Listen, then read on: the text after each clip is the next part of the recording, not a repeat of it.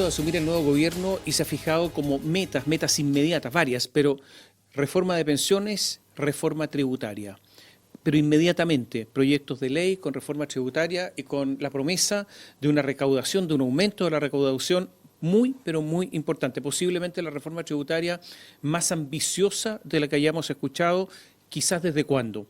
Estamos en contacto con Alejandro Vera Espinosa, es máster en Administración Financiera y Tributaria, socio de WTax, Estudio Legal y Tributario, past president del Colegio de Contadores de Chile, a quien le agradecemos conversar con nosotros durante esta jornada. Gracias por estar con nosotros. Muchas gracias, don Tomás. Aquí atento a sus consultas. A ver, quiero iniciar la pregunta por un fracaso. Y me refiero a la reforma tributaria de Michelle Bachelet. Como se anuncia otra reforma tributaria, me gustaría que nos contara por qué esa reforma fue un fracaso desde el punto de vista de su recaudación, no recaudó lo que se dijo y si es que no se pueden volver a cometer los mismos errores. Detrás de esa reforma hubo economistas importantes, estaba Alberto Arenas, estuvo Nicolás Izaguirre, que formaba parte del equipo de la presidenta Bachelet, Rodrigo Valdés, y sin embargo ellos fracasaron en todo esto. ¿Qué pasó? Bueno, la propuesta original que venía de la reforma de Bachelet indicaba un régimen de renta atribuida para todo el sistema, ¿ya? Un cambio, pero radical y fundamental.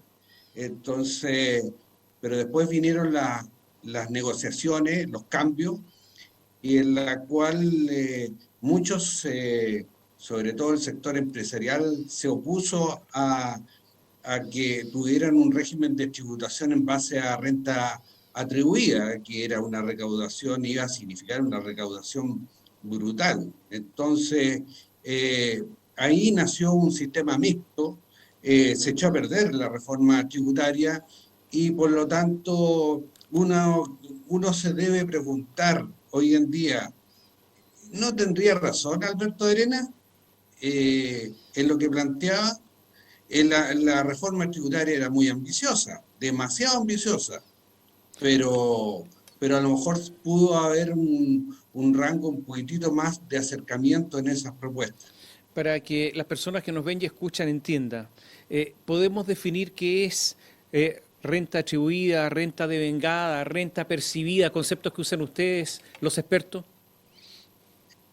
Bueno, efectivamente la renta atribuida se asume con aquella renta que, como si los dueños, los titulares, la percibieran en un 100%. O sea, la empresa ganó 100, asume que los socios se llevaron inmediatamente los 100. ¿Ya? Eso es la realidad, en la práctica no ocurre. Las empresas ganan 100 y los socios se llevan 30, 60, 70, pero no el 100%. En general eso no ocurre. ¿Ya? Y por lo tanto, cuando se trata de que tribute sobre renta atribuida, ¿podría disminuir entonces la inversión en las empresas? Eh, bueno, en la práctica sí. El sistema del FUT, que una de las cosas que persigue es que en definitiva haya una reinversión en la empresa al tener un régimen de renta atribuida. eh, la característica de una reinversión muere con el sistema de renta atribuida. Abiertamente esa propuesta era muy agresiva, ¿ya? Claramente habían otros mecanismos y por lo tanto esa propuesta original era demasiado ambiciosa y muy perjudicial para la inversión. Pero ojo, el sistema del FUT no murió, ¿ya? Se cambió de nombre, antiguamente se llamaba FUT y hoy día lo ISFUT. que hay es el RAI y es lo mismo en la práctica. Ahora, está bien, un gobierno, si quisiera apretar a las empresas, ¿podría exigirles que paguen los impuestos por el FUT y muchas no tendrían cómo hacerlo? Bueno, efectivamente esa plata del FUT, los saldos del FUT no están en la caja, no están en el banco, no están en depósito a plazo. Mucho de eso está en mercadería, están en cuentas por cobrar, están en activos fijos. Entonces, apretar por la línea del FUT en forma agresiva me parecería muy duro para las empresas, sería prácticamente un poco, entre comillas, confiscatorio. Por eso el tema del FUT, si bien es cierto, no murió, si bien es cierto, había que hacer ajustes en el tema del FUT, eh, eh, por lo menos nosotros pensamos que es un mecanismo que de alguna manera mantiene la posibilidad de que los inversionistas les resulte atractivo invertir en empresas en Chile. A cada rato se habla de modernización tributaria, modernización del Estado, puras modernizaciones, modernización del registro civil. Estamos cansados con la palabra, pero resulta que entrar en temas tributarios en Chile entra en un laberinto que yo creo que ni Ícaro ni Dédalo serían capaces de salir. Nadie. Ni siquiera con la mitología griega. Es una maraña de normas, una maraña de dictámenes y de resoluciones, libros enteros, así de alto. O sea, yo creo que es una cosa inhumana. ¿Hay alguna posibilidad de que esto se simplifique y que sea humano? Bueno, nosotros Perdón, efectivamente o hemos estoy hecho, equivocado, que sí, esto no es así. no, efectivamente una maraña. De hecho, el Servicio de Impuestos Internos semanalmente saca aproximadamente unos 12, 15 oficios con muchos antecedentes legales, existe mucha literatura. Son millones de páginas. Efectivamente, eso es así. Nosotros, nuestro estudio, ¿ya? En aras de contribuir a la discusión tributaria, nosotros creemos justamente en lo que usted está planteando, en simplificar el sistema. ¿Y cuál es la forma que nosotros consideramos que es la mejor idea? Es irnos por renta percibida, ¿ya? ¿Qué significa eso? Es que las empresas tributen por lo que efectivamente generan en la caja, ¿ya?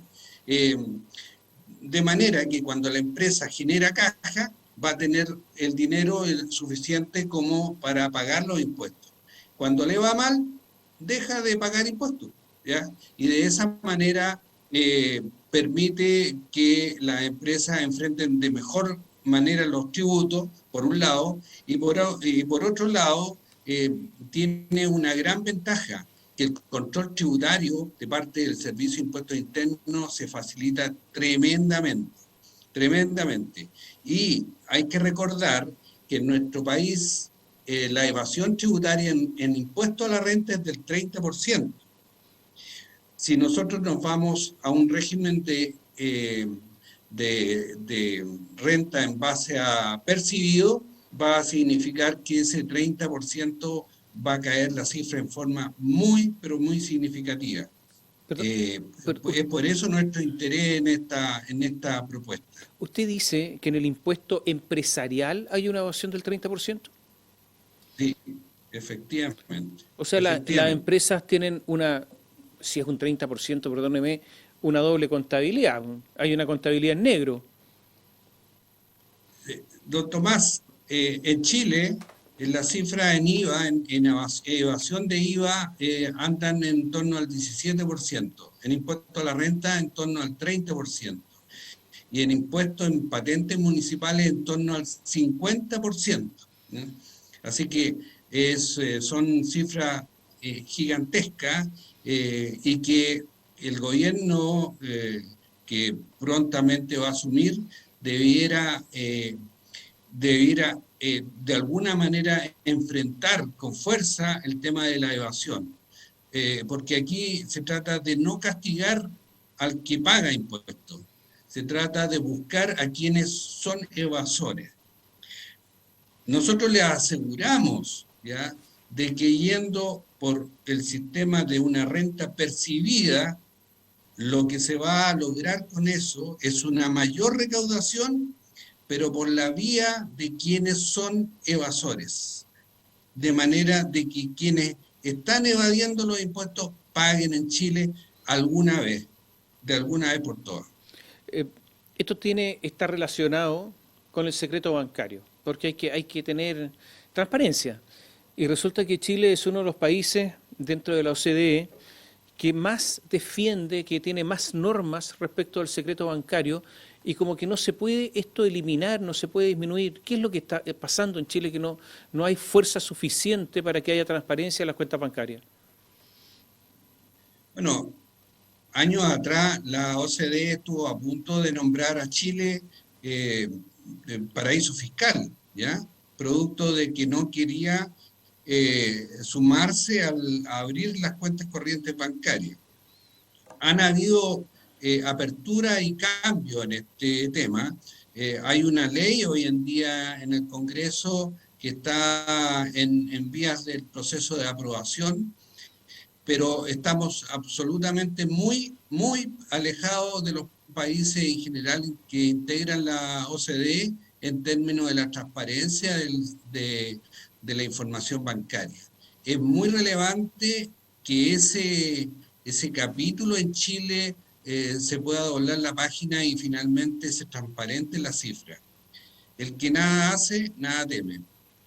El tema de impuestos tiene un asunto que es necesario, tiene que funcionar el Estado, hay que proveer servicios públicos, pero también tiene componentes a lo mejor éticos, en el sentido de que hay que pagar impuestos, pero también quien cobra impuestos tiene que entender que es parte del trabajo de alguien.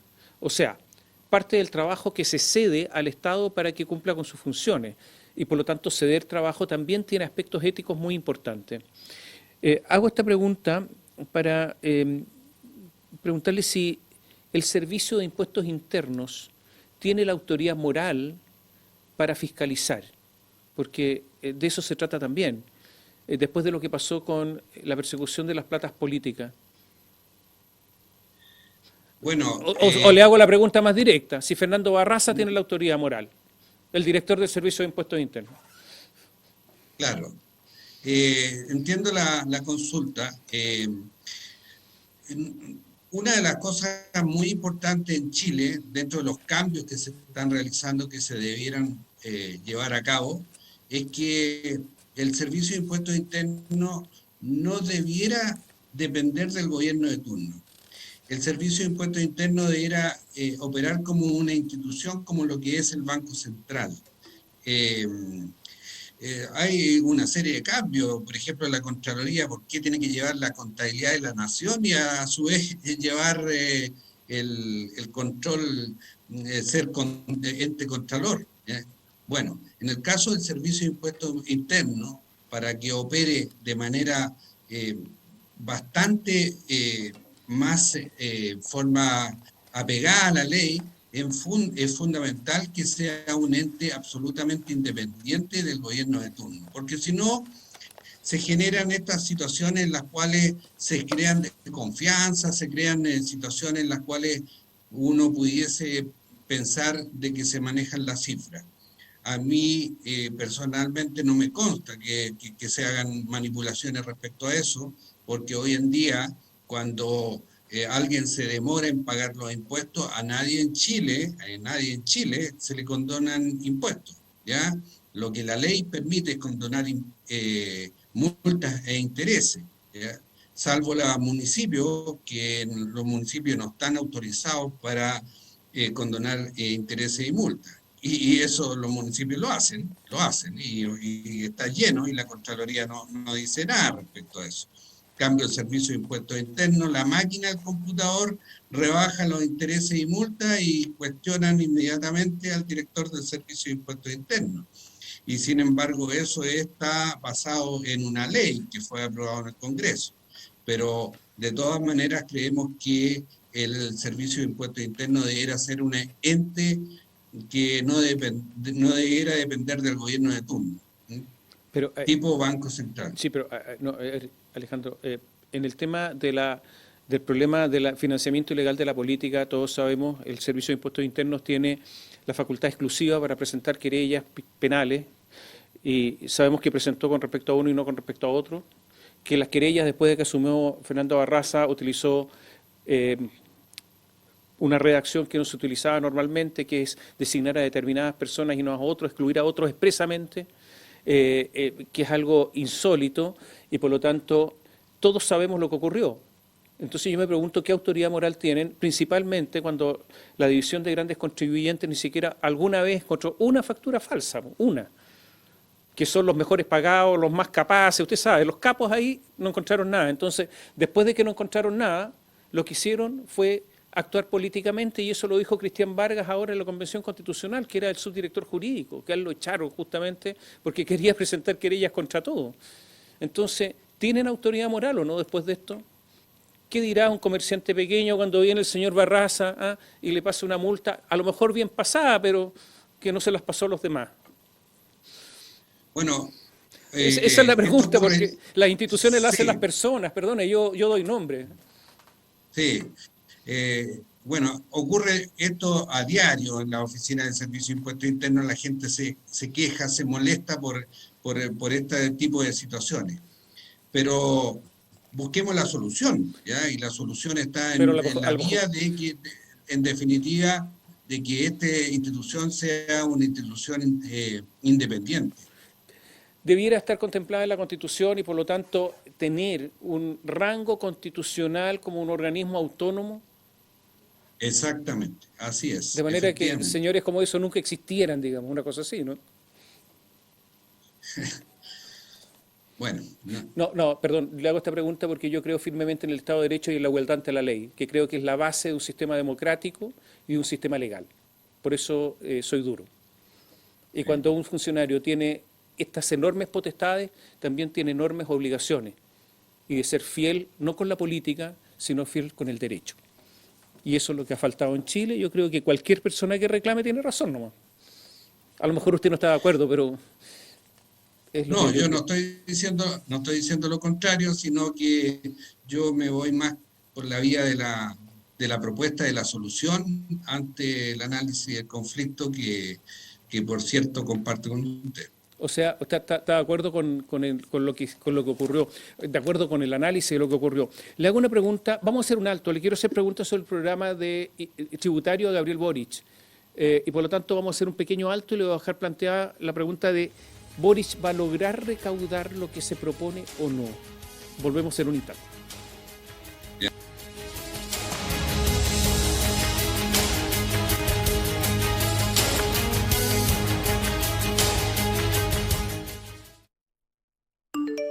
WhatsApp BioBio más 569 9200 7888. En BioBio profundizamos las noticias enfatizando la verdad siempre. Aquí tú te informas y entretienes.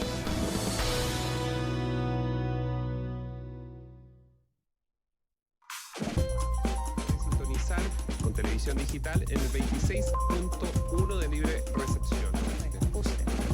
Sí. Bueno, pero los que tuvimos Coronavac generó bastante alarma y preocupación también en lo que les informaba. Detuvo al presunto autor del incendio que destruyó 6 casas en el Cerro San José de dicha comuna. Central de BioBioChile.cl tenemos Iquique y otras 20 comunas retroceden. En Facebook, Radio Bio Bio. También nos puede ver y escuchar a través de nuestro sitio web BioBioChile.cl.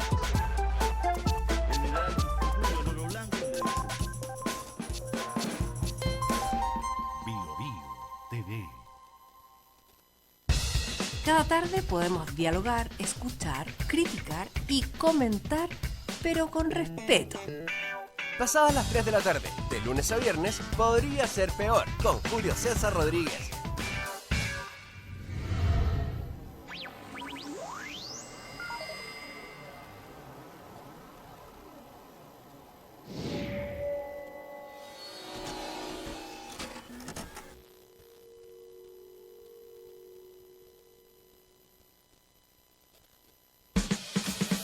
Información con sentido, exactitud y objetividad siempre. BioBio.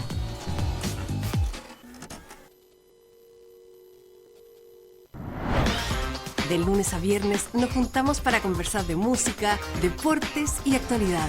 Expreso PM, de lunes a viernes, pasadas las 2 de la tarde.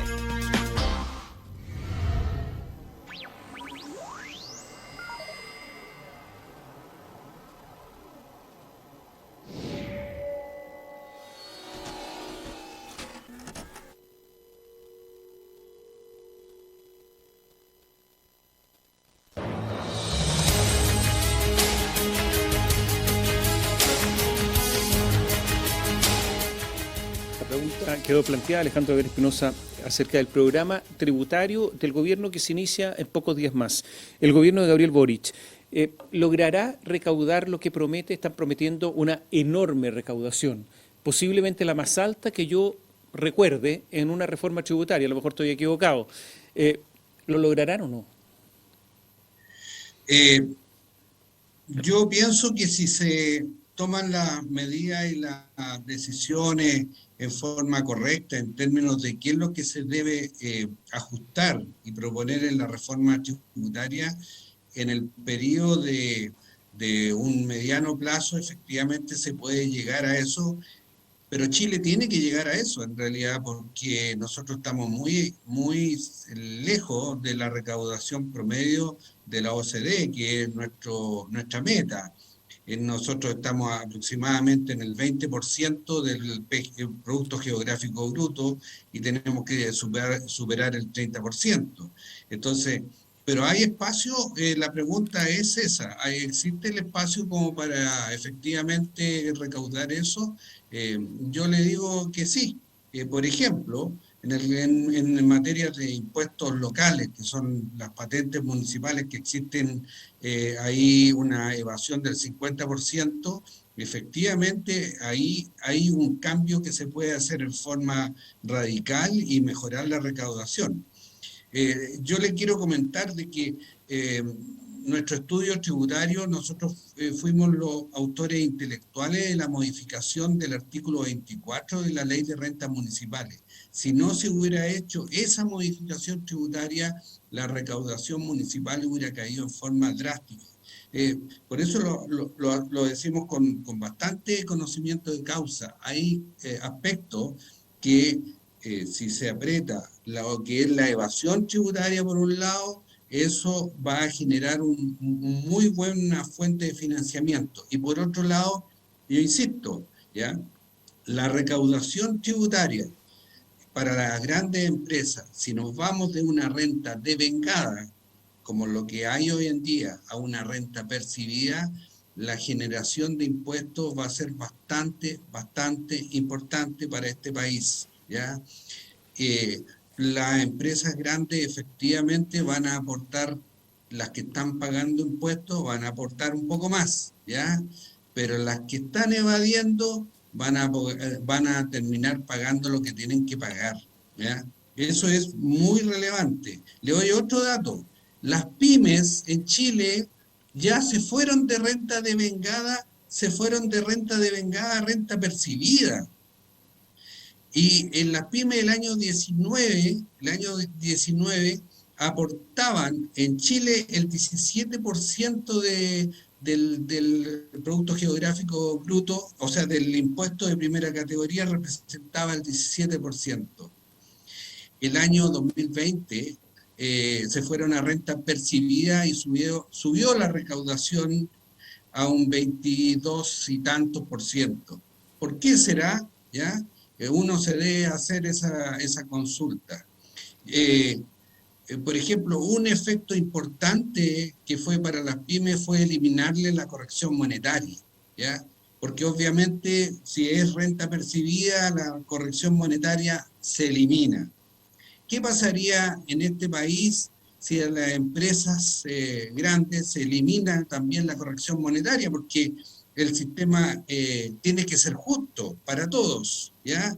Si yo le quito un beneficio al 90 y tantos % de las empresas, ¿por qué se las voy a mantener a aproximadamente un 6% de las empresas de este país? Bueno, eliminemos la corrección monetaria. Ahí hay una fuente de recaudación pero muy importante, y por lo tanto nuestro pensamiento es que se cambie la matriz tributaria para las grandes empresas y nos vayamos para las rentas percibidas. Le voy a dar otro dato. Las 30 empresas que integran el IPSA, si tributan por renta percibida, aportarían a este país aproximadamente un poquitito más de $6.000 millones. 30 empresas. 30 empresas, aproximadamente 6.000 millones de dólares. Entonces, ¿es alcanzable? A nuestro juicio, sí es alcanzable, pero se tienen que apretar las teclas que se deben apretar. Pero eso no está en el programa de Gabriel Boric, lo que usted dice. Bueno, efectivamente no está, pero nosotros creemos que uno como ciudadano debe aportar con nuevas ideas, debe colaborar a que efectivamente el país pueda de alguna manera desarrollarse de mejor forma y por lo tanto pueden haber aspectos que nosotros, por ejemplo, no estamos de acuerdo en que simplemente se suban las tasas de impuestos. Eso, a nuestro juicio, no tiene ninguna fórmula de desarrollo muy intelectual para decir voy a recaudar impuestos y significa que voy a subir la tasa de impuestos nomás. Eso lo único que va a provocar es que aumente el porcentaje de evasión. Se va a recaudar probablemente un poco más, pero la evasión va a aumentar. Eso no me cabe la menor duda. Por lo tanto... ¿Sí? Sí, no, le voy a hacer algunas preguntas rápidas del proyecto de Boric. A ver, desintegración del impuesto respecto de impuestos personales y empresariales. ¿Está de acuerdo? No estamos de acuerdo, para nada. No, por ningún motivo. Chile, una de las cosas importantes que tiene es que los impuestos se pagan, el impuesto a la renta que se paga en abril ya se pagó mes a mes. En cada una de las declaraciones de IVA se fueron pagando los PPM. Cuando llega abril, el impuesto a la renta ya se ha pagado, ¿ya?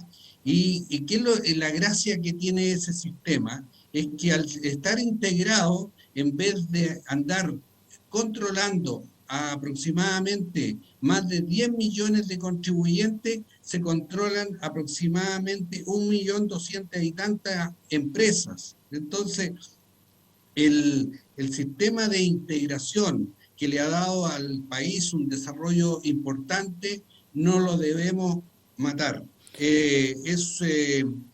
Hay cosas que en definitiva uno es crítico, ¿ya? Bastante crítico, pero también uno tiene que tener la fuerza como para poder defender las cosas que uno cree que son necesario mantener.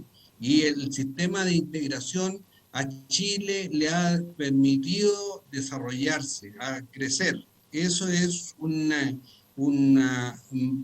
mala propuesta en ese punto. Creemos que la debe cambiar. También propone modificar los tramos y aumentar los impuestos personales para aquellas personas que tengan ingresos superiores a 4,5 millones de pesos. Ahí está la crítica que hacemos nosotros, que no se trata de simplemente subir los impuestos, ¿ya? Creemos que en vez de subir las tasas, que no tiene una labor subir las tasas no es una genialidad, sino que lo que creemos es que debe modificar la base, cómo se calcula la base tributaria. También está proponiendo eliminar el impuesto aumentar las devoluciones de los impuestos del diésel, algunos economistas del futuro gobierno, el que se da a los transportistas. Efectivamente, ahí hay un tema conflictivo con respecto al tema del impuesto al diésel. Nosotros pensamos que de alguna manera esa propuesta nos parece que debiera mantenerse en realidad. También está el impuesto a la riqueza, a los llamados súper ricos. En algún momento se dijo 20 y tantos millones de dólares, 22, después se dijo 5, usted lo vio, se bajó a 5 millones de dólares. Cuando se hablaba de 22, el director del Servicio de Impuestos Internos dijo que afectaría a 1.400 personas, ahora serían mucho más. ¿Eso va a rentar o no? Y hago la pregunta porque revisando lo que ha ocurrido en el mundo en general, esto se ha eliminado. En Europa prácticamente solo 2 países mantienen esto, que es Suiza y Noruega, y algunas autonomías españolas. Claro, efectivamente, y uno de los casos más emblemáticos respecto a eso, que fue Francia cuando implementó este proceso, lo único que generó es que los capitales se fueran, ¿ya? Se fueran, y por eso es que en el mundo en general es un impuesto que no ha generado buenos resultados, ¿ya? En el corto plazo sí, efectivamente aumenta la recaudación en el corto plazo, pero en el mediano y largo plazo los capitales se van. ¿Es verdad que un chileno, si vive 6 meses fuera del país, puede cambiar su residencia tributaria y deja de tributar en Chile? Bueno, efectivamente existe la posibilidad, hay un proceso, sí, que no es tan fácil de llegar y cambiarse de la residencia, pero efectivamente uno, estando durante un determinado tiempo, efectivamente puede cambiar la residencia. Pero no se trata de cambiar la residencia por un periodo tan corto como de 6 meses, ¿ah? No puede, la exigencia es un poquito mayor. Pero, a ver, Andrónico Luksic, ¿podría irse a vivir a Londres y dejar de tributar en Chile? Sí, efectivamente podría ser, ¿ya? Podría, bueno, hay muchos capitales que salen de este país, que han tributado sus impuestos y sacan los dineros para otros países, y después posteriormente esos dineros empiezan a rentar y generar lucro en otros lugares. Hay un montón de formas de sacar los dineros, ya sea por distintos capítulos que indica el banco, que uno puede clasificarlo a través del Banco Central, ¿ya? Pero efectivamente una persona puede cambiarse la residencia, pero hay que comprobarla, por supuesto, También que efectivamente es un cambio de residencia real. también se ha dicho que hay que fiscalizar más el impuesto a las herencias e incluso subir el impuesto a la herencia. El impuesto a la herencia es un impuesto que tiene tasas bastante bajas, ¿ya? También el impuesto a la herencia permite de alguna manera, bajo ciertos esquemas legales, reducir el traspaso de patrimonio a los hijos o a terceros. Eso efectivamente se puede hacer. En Chile lo que debiera hacerse, más que subir a lo mejor las tasas, sino que legislar sobre la forma con la que no se permita evadir el impuesto a la herencia, que es otra cosa. Hay muchos que dicen que ese es un problema para las empresas familiares, porque si el impuesto es alto y por lo tanto la empresa familiar tiene que achicarse, muchas de ellas podrían quebrar. ¿Es verdad eso?